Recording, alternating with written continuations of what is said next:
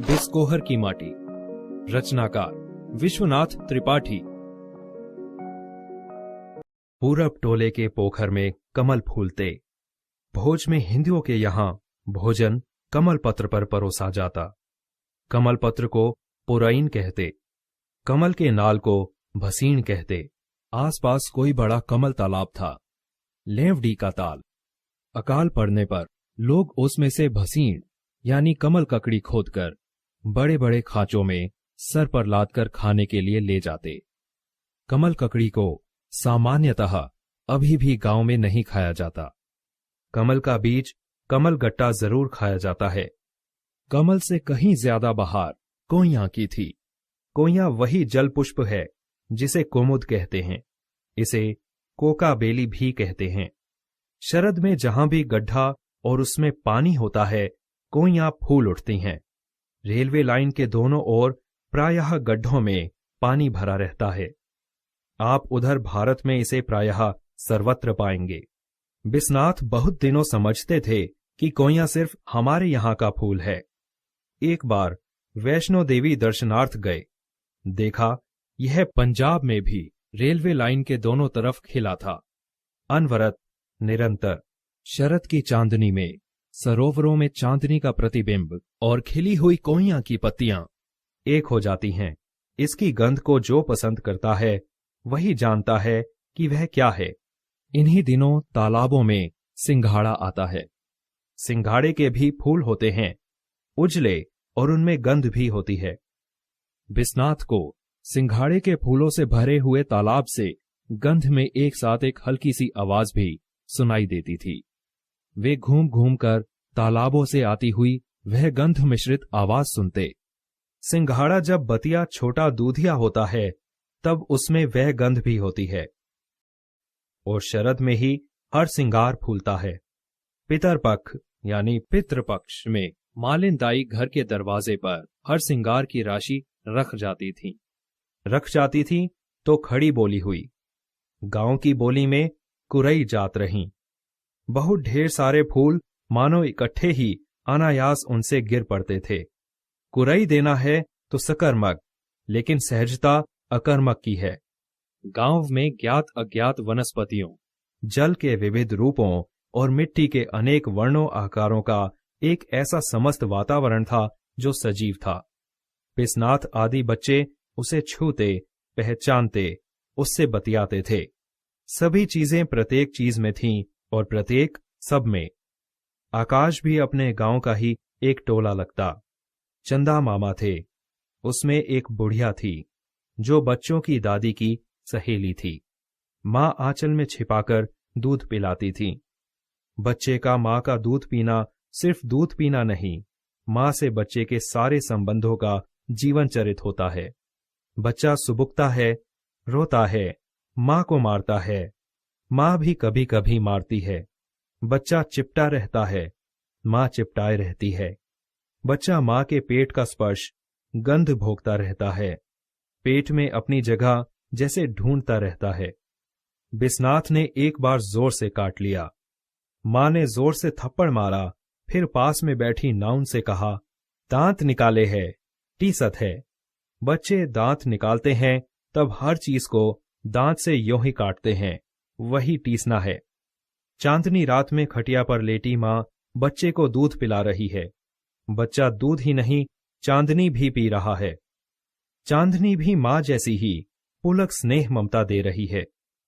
माँ के अंक से लिपटकर माँ का दूध पीना जड़ के चेतन होने यानी मानव जन्म लेने की सार्थकता है। पशु माताएं भी यह सुख देती पाती होंगी, और पक्षी, अंडज। यह बिस्नाथ ने बहुत बाद में देखा समझा। दिलशाद गार्डन के डियर पार्क में तब बतखें होती थीं। बतख अंडा देने को होती तो पानी छोड़कर जमीन पर आ जाती। इसके लिए एक सुरक्षित कांटेदार बाड़ा था। देखा, एक बतख कई अंडों को से रही है। पंख फुलाए उन्हें छिपाए है, दुनिया से बचाए है। एक कौवा थोड़ी दूर ताक में। बतख की चोंच सख्त होती है, अंडों की खोल नाजुक। कुछ अंडे बतख माँ के डैनों से बाहर छिटक जाते। बतख उन्हें चोंच से इतनी सतर्कता, कोमलता से डैनों के अंदर फिर छुपा लेती थी कि बस आप देखते रहिए, कुछ कह नहीं सकते। इसे शेष सारद भी नहीं बयान कर सकते। और मां की निगाह कौवे की ताक पर भी थी। कभी कभी वह अंडों को बड़ी सतर्कता से उलटती पलटती भी। किसने दी बिस्नाथ की मां और बतख की मां को इतनी ममता?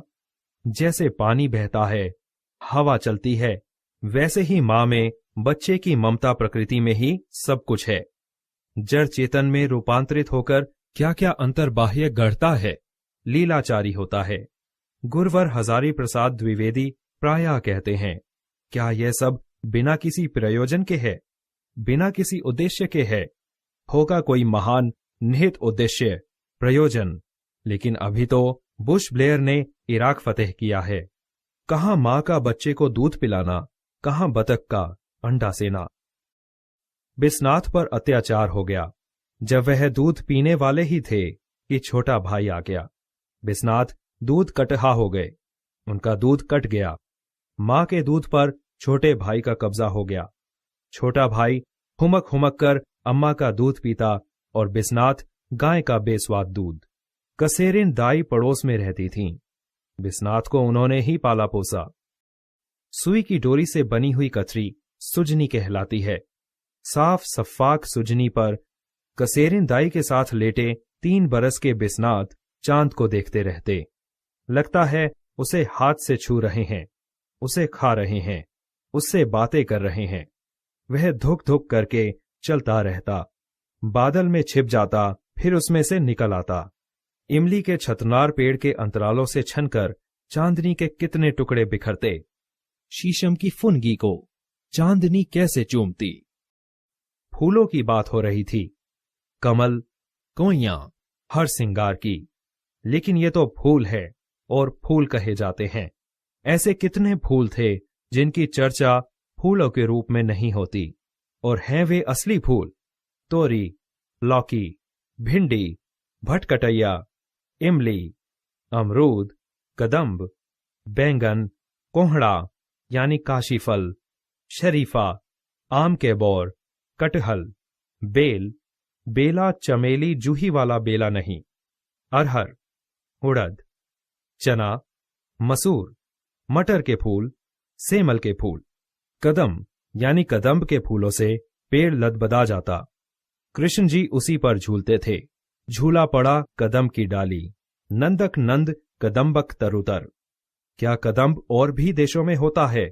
मुझे तो लगता है कदम्ब का दुनिया भर में एक ही पेड़ है, बिस्कोहर के पच्छू टोला में, ताल के पास। सरसों के फूल का पीला सागर लहराता हुआ, खेतों में तेल, तेल की गंध जैसे हवा में अनेक रूपों में तैर रही हो। सरसों के अनवरत फूल खेत सौंदर्य को कितना पावन बना देते हैं। बिस्नाथ के गांव में एक फल और बहुत इफरात होता था, उसे भरभंडा कहते थे। उसे ही शायद सत्यानाशी कहते हैं। नाम चाहे जैसा हो, सुंदरता में उसका कोई जवाब नहीं। फूल पीली तितली जैसा, आंखें आने पर मां उसका दूध आंख में लगाती। और दूबों के अनेक वर्णी छोटे छोटे फूल, बचपन में इन सबको चखा है, सूंघा है, कानों में खोसा है। और देखिए, धान, गेहूं, जौ के भी फूल होते हैं। जीरे की शक्ल में भुट्टे का फूल। धान के खेत और भुट्टे की गंध जो नहीं जानता, उसे क्या कौन समझाए। फूल खिले, खिले फूल, धान फूल, कोदो फूल, कुटकी फूल खिले, खिले फूल, गोभी फूल, परवल फूल, करेला लौकी खेकसा, मिर्ची फूल खिले, खिले फूल, खीरा फूल, तुरई फूल, महुआ फूल खिले, ऐसी हो बारिश, खूब फूल खिले। घास पात से भरे मेड़ों पर, मैदानों में, तालाब के भींटों पर नाना प्रकार के सांप मिलते थे। सांप से डर तो लगता था, लेकिन वे प्रायः मिलते दिखते थे। डोढ़ा और मजगिदवा विषहीन थे। डोढ़ा को मारा नहीं जाता, उसे सांपों में वामन जाति का मानते थे। धामिन भी विषहीन है, लेकिन वह लंबी होती है। मुंह से कुश पकड़कर पूंछ से मार दे तो अंग सड़ जाए। सबसे खतरनाक गोहुअन, जिसे हमारे गांव में फेंटारा कहते थे, और उतना ही खतरनाक घोर कड़ाइच, जिसके काट लेने पर आदमी घोड़े की तरह हिनहिनाकर मरे। फिर भटिहा, जिसके 2 मुंह होते हैं। आम, पीपल, केवड़े की झाड़ी में रहने वाले सांप बहुत खतरनाक। अजीब बात है, सांपों से भय भी लगता था और हर जगह अवचेतन में डर से ही सही उनकी प्रतीक्षा भी करते थे। छोटे छोटे पौधों के बीच में सरसराते हुए सांप को देखना भी भयानक रस हो सकता है। इसी तरह बिच्छू, सांप के काटे लोग बहुत कम बचते थे। बिच्छू काटने से दर्द बहुत होता था, कोई मरता नहीं था। फूलों की गंधों से सांप, महामारी, देवी, चुड़ैल आदि का संबंध जोड़ा जाता था। गुड़हल का फूल देवी का फूल था। नीम के फूल और पत्ते चेचक में रोगी के पास रख दिए जाते। फूल बेर के भी होते हैं और उनकी गंध वन्य मादक होती है। बसंत में फूल आते हैं। बेर का फूल सूंघकर बर्रे ततैया का डंक झड़ जाता है, तब उन्हें हाथ से पकड़ लेते, उन्हें जेब में भर लेते, उनकी कमर में धागा बांधकर लड़ाते। खूब गर्मी चिलचिलाती पड़ती। घर में सबको सोता पाकर चुपके से निकल जाते। दोपहरिया का नाच देखते। गर्मी में कभी कभी लू लगने की घटनाएं सुनाई पड़ती। मां लू से बचने के लिए धोती या कमीज से गांठ लगाकर प्यास बांध देती। लू लगने की दवा थी कच्चे आम का पन्ना। भूनकर गुड़ या चीनी में उसका शरबत पीना, देह में लेपना, नहाना। कच्चे आम को भून या उबाल कर उससे सिर धोते थे। कच्चे आमों के झोर पेड़ पर लगे देखना। कच्चे आम की हरी गंध, पकने से पहले ही जामुन खाना, तोड़ना, यह गर्मी की बहार थी। कटहल गर्मी का फल और तरकारी भी है। वर्षा ऐसे सीधे एकाएक नहीं आती थी। पहले बादल घिरते, गड़गड़ाहट होती। पूरा आकाश बादलों से ऐसा घिर जाता कि दिन में रात हो जाती। चढ़ा अषाढ़ गगन घन गाजा, घन घमंड गर्जत घन घोरा, और कंपित जगम नीर बिहंगम। वर्षा ऐसी ऋतु है जिसमें संगीत सबसे ज्यादा होता है। तबला, मृदंग और सितार का। जोश ने लिखा है, बजा रहा है सितार पानी, और वर्षा ऐसे नहीं आती हुई दिखलाई पड़ती थी। मेरे घर की छत से जैसे घोड़ों की कतार दूर से दौड़ी हुई चली आ रही हो। और पास, अब नदी पर बरसा, अब डेगहर पर, अब बड़की बगिया पर, अब पड़ोस घर में टप टप टप। आंधी चले तो टीन छप्पर उड़े। कई दिन लगातार बरसे तो दीवार गिरे, घर धंसके बढ़िया आवे। भीषण गर्मी के बाद बरसात में पुलकित कुत्ते, बकरी, मुर्गी मुर्गे भौं भौं, मैं चूं चूं करते मगन बेमतलब इधर उधर भागें थिरकें। पहली वर्षा में नहाने से दाद खाज, फोड़ा फुंसी ठीक हो जाते हैं, लेकिन मछलियां कभी कभी उबस के मांजा यानी फेन लगने से भी मर जाती हैं। राजा दशरथ राम के बिरह में ऐसे व्याकुल, मांजा मनहू मीन कहाँ व्यापा। जोंक, केंचुआ, ग्वालिन जुगनू, अग्निहवा, बोका, करकच्ची, गोंजर आदि, मच्छर, डांसा आदि कीड़े मकोड़ों की बहुतायत। भूमि जीव संकुल रहे, किंतु नाना प्रकार के दूबों, वनस्पतियों की नवहरित आभा की लहरों का क्या कहना। धोए धोए पातन की बात ही निराली है। फिर गंदगी, कीचड़, बदबू की लदर पदर। बाढ़ आवे, सिवान खेत खलिहान पानी से भर जाए तो दिशा मैदान की भारी तकलीफ। जलावन की लकड़ी पहले न इकट्ठा कर ली तो गीली लकड़ी, गीले कंडे से घर धुएं से भर जाए। बरसात के बाद बिस्कोहर की धरती, सिवान, आकाश, दिशाएं, तालाब, बूढ़ी राप्ती नदी निखर उठते थे। धान के पौधे झूमने लगते थे। भुट्टे, चरी, सनई के पौधे, करेले, खीरे, कांकर, भिंडी, तोरी के पौधे, फिर लताएं। शरद में फूल तालाब में शैवाल यानी सेवार, उसमें नीला जल, आकाश का प्रतिबिंब। नीले जल के कारण तालाब का जल अगाध लगता। स्नान करने से आत्मीय शीतलता और विशुद्धता की अनुभूति। तालाबों का नीला प्रसन्न जल, बिस्नाथ को लगता अभी इसमें से कोई देवी देवता प्रकट होगा। खेतों में पानी देने के लिए छोटी छोटी नालियां बनाई जाती, उसे बरहा कहते थे। उसमें से जल सुरीला शब्द करता हुआ शाही शान से बहता, जैसे चांदी की धारा रेंग रही हो। उस पर सूर्य की किरणें पड़ती। जाड़े की धूप और चैत की चांदनी में ज्यादा फर्क नहीं होता। बरसात की भीगी चांदनी चमकती तो नहीं, लेकिन मधुर और शोभा के भार से दबी ज्यादा होती है। वैसे ही बिस्कोहर की वह औरत, पहली बार उसे बढ़नी में एक रिश्तेदार के यहां देखा। बिस्नाथ की उम्र उससे काफी कम है, ताज्जुब नहीं 10 बरस कम हो। बिस्नाथ 10 से ज्यादा के नहीं थे। देखा तो लगा चांदनी रात में, बरसात की चांदनी रात में जूही की खुशबू आ रही है। बिस्कोहर में उन दिनों बिस्नाथ संतोषी भैया के घर बहुत जाते थे।